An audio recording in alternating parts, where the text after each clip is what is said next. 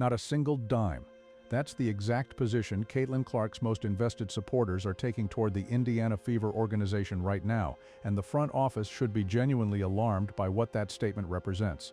This isn't casual fan frustration cycling through a rough off-season. This is a structured, public withdrawal of financial support from the very people who turned Indiana Fever games into the hottest ticket in women's sports.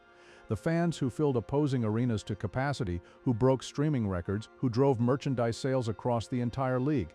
Those fans are now telling the front office they have lost the thread. And when you look at the three decisions that define this offseason, you'll understand exactly how Indiana got to this moment. The story here isn't about one bad move, it's about three moves that, when placed side by side, reveal something more troubling than misjudgment. They reveal a front office that may not understand the asset it has been handed. Caitlin Clark doesn't simply make the Fever competitive, she finances the WNBA's entire growth narrative. Television contracts moved because of her. Franchise valuations across the league expanded because of her. Cities that hadn't paid meaningful attention to women's basketball in years were suddenly selling out buildings because Clark was visiting. That is the player Indiana's front office is supposed to be building around. Their off-season decisions suggest they are doing something fundamentally different, and today we are going to lay out exactly what that something is with the evidence to back it up. Before we go further, if this is the kind of analysis you've been looking for, someone willing to connect all three pieces without softening the conclusions, hit that like button right now. The algorithm rewards honest breakdowns, and this channel exists to give you the full picture every single time. Let's get into it. The Stephanie White hire was the first move that fractured trust. On paper, it seemed defensible. White brings coaching credentials, a familiarity with the WNBA landscape, and an institutional steadiness the Fever clearly needed after a turbulent inaugural season with Clark running the offense. None of that is why fans reacted with immediate skepticism. The reason was a single public comment that crystallized a philosophical tension the front office appears to have missed entirely. White expressed a preference for deploying Clark in a more off-ball capacity, positioning her as a secondary weapon, operating in the corners rather than the primary engine the entire system runs through. That comment didn't just generate concern. It rewired the entire conversation about the direction of the franchise. Here's why that framing matters so significantly.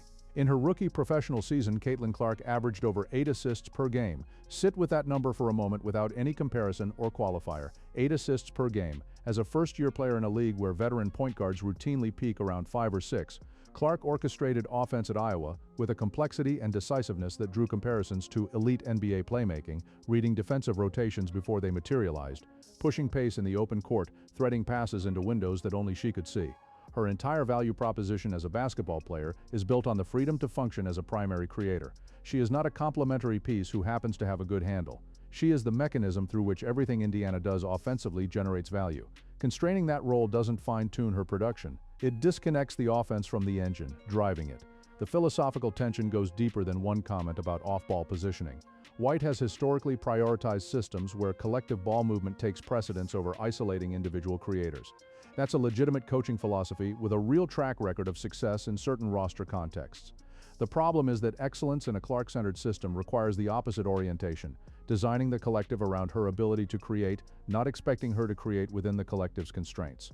Those are two different frameworks, and the Indiana Fever chose a head coach whose documented preferences point toward the wrong one for their specific situation. Fans weren't reacting emotionally to the hire, they were reacting analytically, and the analysis pointed toward a foundational misalignment between White's stated preferences and what made Clark special enough to transform a league. Then the front office compounded the tension during free agency. Indiana brought in players who had publicly positioned themselves in opposition to the Caitlin Clark phenomenon, not through basketball competition, but through national media appearances that framed Clark's cultural rise in divisive terms. We are talking about athletes who appeared on programs with national audiences and made statements that Clark's supporters found not just unfair, but deliberately hostile. Players who described Clark's fan base in language that positioned them as adversaries. Players who, during their own team's playoff pushes, still could not separate their public identity from their commentary about Clark's media coverage and the attention she receives. The specifics of those appearances are documented on video, with timestamps that anyone can access. This was not subtext or inference. It was a stated posture toward the athlete at the center of Indiana's commercial identity. The organizational decision to bring that posture into a locker room that Clark occupies is a structural problem, not just an optics one. When front office leadership discussed protecting team culture, and when White emphasized the primacy of chemistry and cohesion, Both statements now exist against a very specific backdrop. Indiana actively chose to add athletes whose documented public relationship with their franchise player is contentious. You cannot claim to be a locker room culture protector while importing tensions that were publicly recorded and widely circulated. The contradiction isn't subtle, and fans aren't missing it. They're calling it out in comment sections, podcasts, and social media threads every single day. The social media fallout crystallized around a specific moment that revealed exactly how deep the trust deficit has become. When Indiana posted promotional content encouraging fans to purchase single-game tickets for the upcoming season, the replies did not reflect enthusiasm. They reflected a calculated decision by thousands of independent individuals to withhold financial support until the organization demonstrates it deserves it back. The sentiment running through those replies wasn't about ticket pricing or casual disengagement. It was principled. The recurring message, landing independently from hundreds of different accounts, pointed to the same conclusion. They are not spending money on a franchise that appears to be building around its franchise players' limitations rather than her strengths. That matters far beyond social media sentiment because it speaks directly to the commercial engine Indiana built during Clark's first season. The fans publicly announcing a boycott posture are not casual observers. They are the deeply invested, analytically engaged supporters who traveled across the country to watch Fever away games, who drove Indiana's merchandise numbers to unprecedented levels, who turned Clark's road appearances into guaranteed sellouts for the home teams hosting her. Losing that audience isn't a perception problem, it's a revenue problem, and in a league where individual team financial margins remain thin, revenue problems compound quickly. To understand why this particular fan base is so galvanized, you have to understand what they actually constructed alongside Clark over the past 2 years. Before she arrived in Indiana, the Fever were operating in relative obscurity, a franchise with championship history, but struggling to generate momentum in the league's current competitive landscape. Clark's arrival didn't shift that trajectory, it detonated it. Attendance records fell across the league, not just in Indiana, but on the road. Home dates sold out in patterns Indiana hadn't seen in years. TV ratings for Fever games outperformed every projection networks had set heading into the season, and in multiple instances rivaled viewership from men's professional basketball airing simultaneously on competing channels. That infrastructure of interest was built by Clark and by the fans who followed her unconditionally. The front office inherited it, they did not build it, and that distinction changes the accountability framework entirely. The financial stakes extend beyond Indiana's own balance sheet. Clark's commercial footprint has triggered cascading effects across the WNBA's entire economic structure. Broadcast partners recalibrated their terms. Expansion franchise pricing reached valuations that would have been unimaginable in the pre-Clark era. Sponsorship deals accelerated. Every team in the league benefits financially from what Clark is doing for women's basketball's national brand. That means every team has a collective interest in Indiana maximizing her. A Fever front office that mismanages Clark's development and competitive environment doesn't just damage Indiana, it introduces a ceiling on the league's broader growth trajectory at the exact moment the WNBA is positioned to claim permanent relevance in American sports culture. What makes this situation genuinely alarming, rather than simply frustrating, is what happens when all three failure points converge on the court in real time.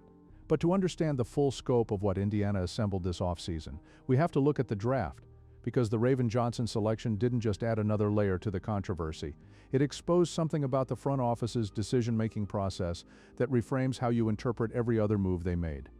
Drop your read on this in the comments right now. Do you think Indiana's front office is actively working against Caitlin Clark, or do they genuinely believe these decisions give her the best chance to win? Because the answer to that question determines whether this situation is fixable or fundamental. Either way, what we're about to get into changes the calculus significantly, and we want to know what you're seeing. The 10th overall pick in the 2025 WNBA draft. With that selection, Indiana chose Raven Johnson, a defensively oriented point guard from South Carolina. On paper, adding a player with elite defensive instincts sounds useful. Point guards who can guard multiple positions, disrupt opposing playmakers, and provide energy in a bench role have genuine value in this league. The problem isn't what Johnson can contribute in isolation. The problem is what she represents within the specific context of Indiana's existing roster construction. The Fever already had Caitlin Clark at the point guard position. They already had established depth at the guard level with other roster holdovers. Selecting Johnson created a three-point guard situation at a position where Indiana already had a generational advantage, drafting a third option at the one spot where the team was already its deepest. The actual roster needs going into the draft were transparent to anyone who watched Indiana's 2024 playoff run with clear eyes. Ali of Boston, one of the most complete centers in the league, was operating on fumes in the closing stages of the postseason because the Fever had no reliable backup big capable of giving her meaningful rest. Boston running exhausted in fourth quarters of elimination games isn't a philosophical concern. It's a structural roster failure with documented consequences. The draft represented Indiana's primary opportunity to address it directly. A defensive-oriented center, a stretch forward who could space the floor and open driving lanes for Clark, a versatile wing capable of guarding multiple positions. Any of those additions would have targeted the specific limitations that ended Indiana's season. Instead, the front office used the 10th overall pick to add a third point guard to a roster that didn't need one at any price, let alone at a premium draft position.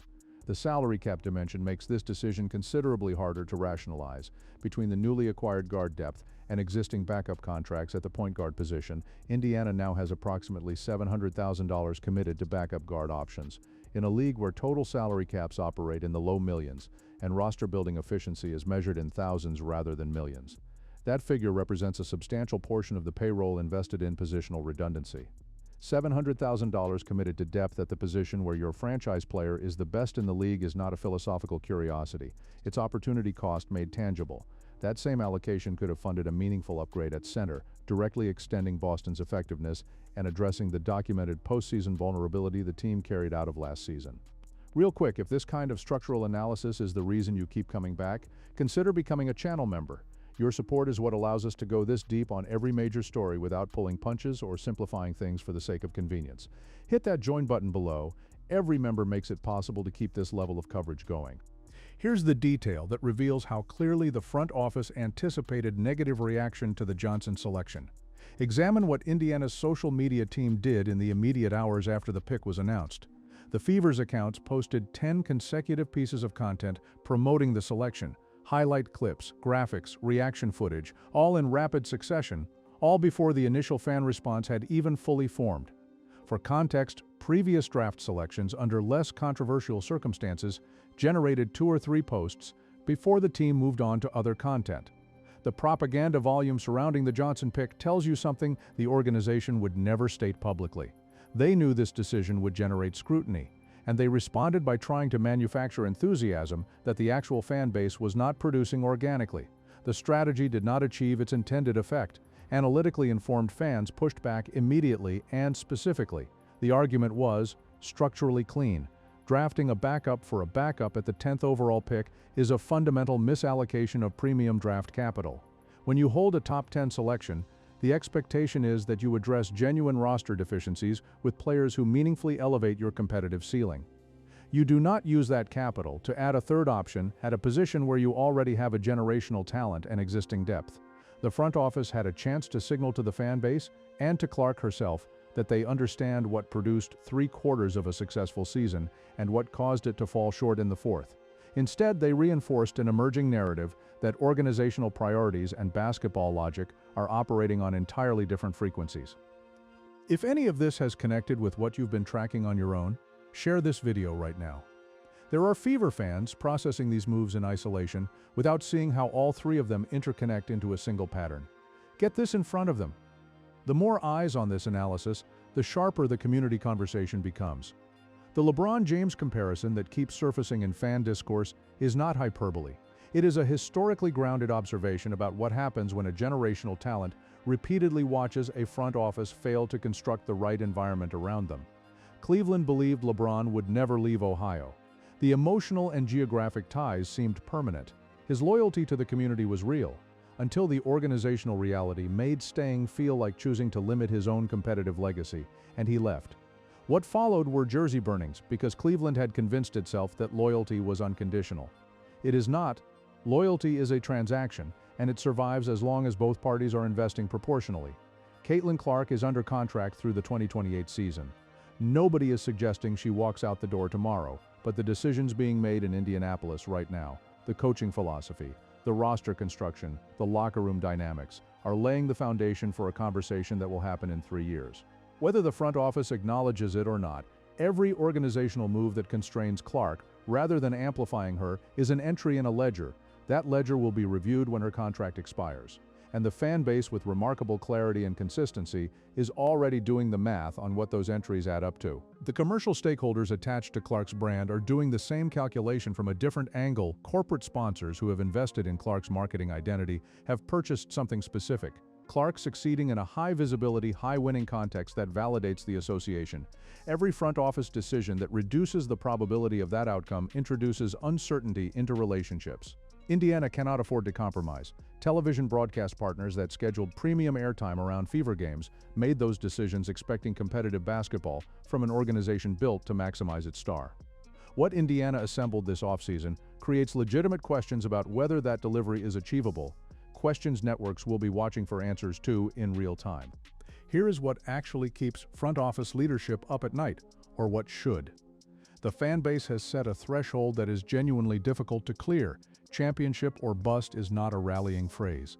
It is a conditional if and only if Indiana wins a championship in 2025.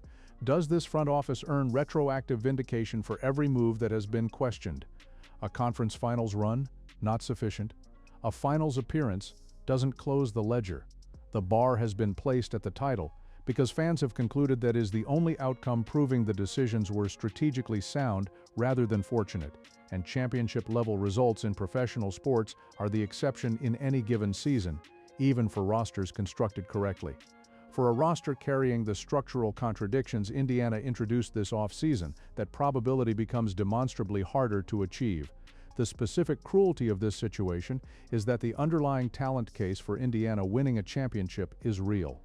The Fever were one game from the finals with a first-year Caitlin Clark still calibrating to the pace and physicality of professional basketball, a Clark entering her second season with a full season of WNBA defensive schemes absorbed, a full training camp with her new roster, and the competitive instincts that only come from playoff experience should be measurably more dangerous than the version fans watched last year. The ceiling is genuinely high. The question is whether organizational intelligence is aligned with athletic talent in a way that allows the ceiling to be reached.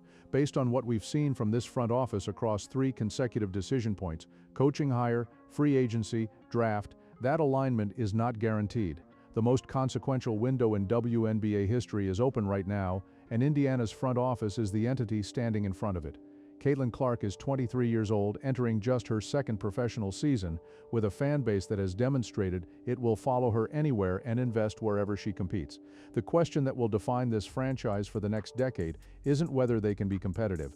Clark guarantees a baseline of competitiveness regardless of the decisions made around her. The question is whether this front office can recognize that championship windows aren't built on star power alone. They require the organizational intelligence to surround that star with the right system, the right roster architecture, and the right culture. Indiana has the star. Whether they have the other 3 pieces is exactly what the 2025 season is going to answer. If you want to stay ahead of this story, and there is significantly more coming as the season approaches and those roster decisions start playing out in real time, subscribe right now and hit the notification bell so you don't miss a single update. We'll be tracking every practice report, every lineup decision, and every front office signal that tells us whether Indiana is course correcting or doubling down. And we've already started digging into what's coming next, a story that connects the Indiana situation to something happening league-wide that nobody else is covering yet. You're going to want to be here for that one.